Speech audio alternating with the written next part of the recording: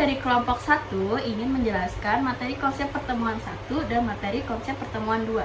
Sebelumnya, perkenalkan nama saya Noviasa. Nama saya Esi Irnawati. Nama saya Camalia Liva. Berikut presentasi dari kami bertiga. Selamat menyaksikan. Nah, selanjutnya kita masuk ke dalam materi yang kedua, yaitu data statistik. Sebelumnya kita harus tahu dulu apa itu data statistik. Data berasal dari bahasa Latin, yaitu datum yang berarti sesuatu yang diberikan. Dalam penggunaannya, data memiliki makna yang berbeda tergantung bidangnya. Misalnya, dalam matematika, data digunakan sebagai keterangan yang menggambarkan suatu nilai atau peristiwa. Dalam bidang komputer, data dapat berupa angka teks atau simbol yang disisipkan dan diproses oleh sistem komputer. Sementara itu, dalam ilmu eksakta, data merupakan hasil pengamatan atau pengukuran yang diperoleh dari eksperimen. Di bidang statistik, data adalah fakta atau angka yang digunakan sebagai dasar untuk membuat kesimpulan atau keputusan.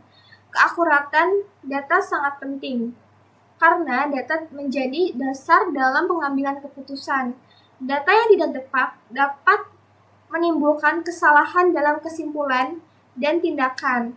Data yang baik harus memenuhi beberapa kriteria, yaitu objektif, representatif, memiliki kesalahan sampling kecil, tepat waktu, dan relevan. Dengan memenuhi kriteria tersebut, data akan lebih valid dan berguna dalam proses analisis.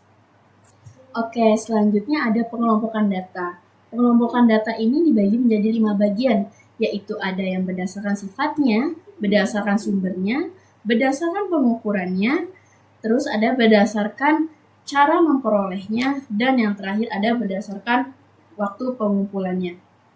Oke, kita akan bahas satu persatu. Yang pertama ada berdasarkan sifatnya. Dibagi menjadi 2 bagian, yaitu ada data diskrit dan data kontinu. Data diskrit sendiri yaitu data yang berupa bilangan bulat dan tidak memiliki pecahan, biasanya hasil penghitungan. Contohnya apa sih? Contohnya jumlah siswa dalam kelas. Itu termasuk data diskrit. Terus yang kedua ada data kontinu. Data kontinu itu ialah data yang berupa bilangan pecahan, biasanya hasil dari pengukuran. Contohnya apa? Contohnya tinggi badan dan berat badan. Yang kedua ada berdasarkan sumbernya. Yang pertama dibagi menjadi 2. Yang pertama itu data intern dan data extern. Data intern itu ialah data yang menggambarkan kondisi atau aktivitas di dalam suatu lembaga atau organisasi. Contohnya data keuangan internal perusahaan. Yang kedua itu ada data extern. Data extern yaitu data yang menggambarkan kondisi atau aktivitas di luar lembaga atau organisasi. Contohnya data pasar dari BJS untuk perusahaan. Apa bedanya intern dan extern? Kalau intern itu di dalam suatu lembaga organisasi, kalau extern itu di luar lembaga organisasi. Nah, selanjutnya berdasarkan pengukurannya. Pengukurannya itu dibagi menjadi 4 bagian. Ada data nominal, data ordinal, data interval, dan data rasio. Oke, kita bahas satu persatu. Yang pertama, data nominal, yaitu data yang hanya dibedakan berdasarkan kategori tanpa urutan. Contohnya apa? Contohnya misalnya jenis kelamin. Jenis kelamin itu ada 2 kan, pria atau wanita. Terus yang kedua ada warna. Warna itu merah, ada biru, ada hijau, dan lain-lain. Terus yang kedua ada data ordinal, yaitu data yang dibedakan berdasarkan kategori dengan urutan tertentu, tapi tanpa jarak yang pasti antar nilai. Contohnya apa? Contohnya peringkat lomba seperti kayak juara 1, juara 2, juara 3. Dan memiliki masing-masing juara itu memiliki nilai yang berbeda. Terus yang ketiga itu ada data interval. Data interval ini adalah data berurutan dan memiliki jarak yang sama, tetapi tidak memiliki nol yang mutlak. Contohnya apa? Contohnya suhu dalam Celcius. Terus yang terakhir ada data rasio. Data rasio ini seperti interval. Interval, tetapi memiliki nol mutlak. Kalau misalnya yang interval itu kan tidak memiliki nol mutlak, sedangkan kalau rasio ini memiliki nol yang mutlak dan bisa dilakukan perbandingan, contohnya berat badan dan umur. Oke, selanjutnya ada berdasarkan cara memperolehnya. Sama seperti sebelumnya dibagi menjadi dua juga, yaitu ada data primer dan data sekunder. Data primer ialah data yang dikumpulkan langsung dari sumber pertama oleh peneliti. Contohnya apa? Contohnya hasil wawancara langsung dan survei langsung ke lapangan gitu.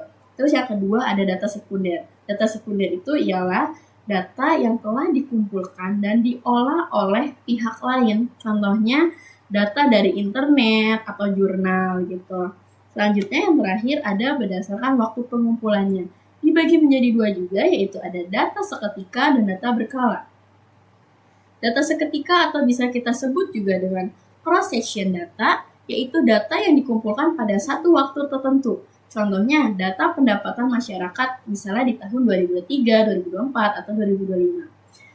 Terus yang kedua yaitu ada data berkala atau bisa kita sebut dengan time series, yaitu data yang dikumpulkan dari waktu ke waktu secara berurutan. Contohnya data inflasi dari tahun misalnya 2010 sampai 2020.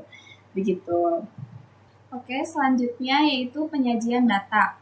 Penyajian data statistik adalah cara menampilkan data yang telah dikumpulkan agar mudah dibaca, dipahami, dan dianalisis.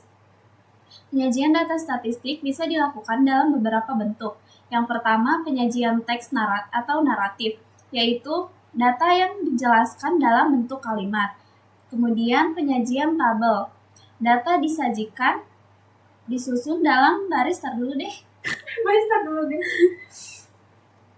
sekali. Lagi ya.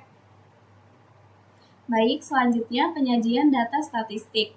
Penyajian data statistik adalah cara menampilkan data yang telah dikumpulkan agar mudah dibaca, dipahami, dan dianalisis. Penyajian data statistik bisa dilakukan dalam beberapa bentuk. Yang pertama yaitu penyajian teks atau naratif. Data yang dijelaskan dalam bentuk kalimat. Kemudian penyajian tabel, data disusun dalam barisan dan kolom. Kemudian penyajian grafik, seperti diagram batang untuk membandingkan kategori. Diagram garis menampilkan perubahan data dari waktu ke waktu. Diagram lingkaran menunjukkan proporsi atau persentase.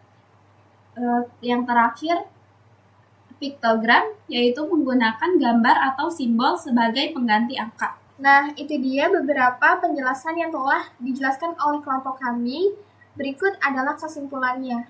Data statistik adalah informasi yang digunakan untuk membuat keputusan. Agar bermanfaat, data harus objektif, relevan, tepat waktu, representatif, dan memiliki kesalahan sampling yang kecil.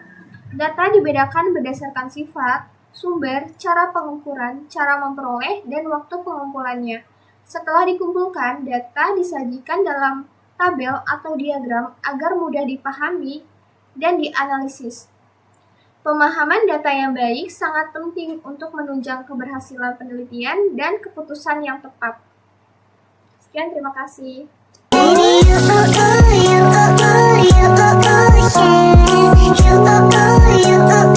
You